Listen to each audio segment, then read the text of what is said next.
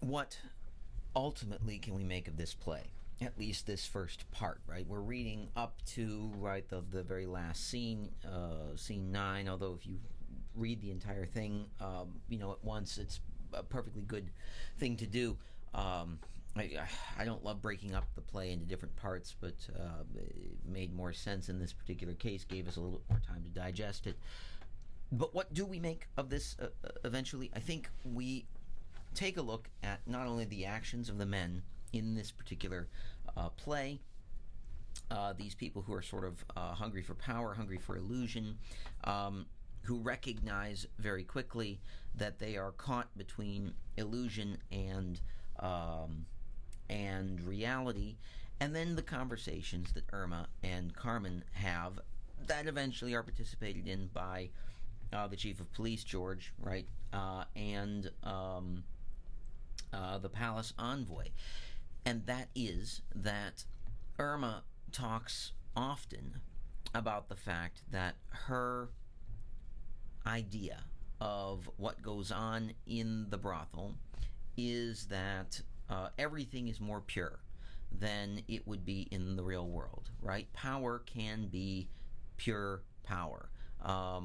A bishop can be a real bishop. A judge can be a real judge. A general can be a real general because they don't have to deal with anything real in the brothel itself.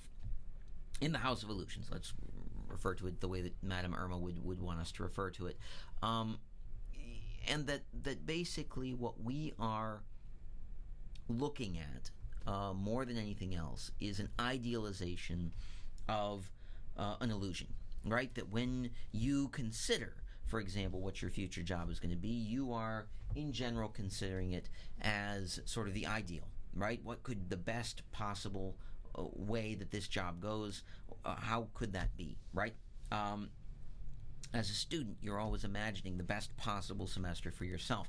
In a way, it kind of goes back to existentialism. It kind of goes back to the idea that, in existential belief, the way that Sartre talks about it, you would never make the worst choice for yourself if you're going to choose something. You will always try to choose the thing that is the best, right? Because why would you choose something that is inferior to the best choice that you could possibly make? In the balcony, we see these men doing exactly that. We see Irma sort of struggling a little bit to maintain this in the face of reality, right? Why is she hesitant to contact people and to say, you're going to become the king, or you're going to become the chief of police, you're going to become, not the chief of police, you're going to become the bishop, you're going to become the general, you're going to become the priest, because what she realizes is that, should she become the queen, should she become anything that is less than an image, then the illusion is shattered, right? That this thing that these people want, once it becomes real, once it becomes actual power, once power itself is actually attached to it, and it loses the pure symbolism of what it is, then it's corrupted. It becomes dirty. It becomes false. And that, when we are, for a larger, in the larger sense, when we are at the theater, everything is ideal, right? We don't have to think about the world outside for a while because we can focus on these images, these symbols. What is Chantal? Nobody cares as long as she is a symbol of the revolution. Nobody cares what her real life is like. Nobody cares who she is as a person as long as she is fulfilling her duty.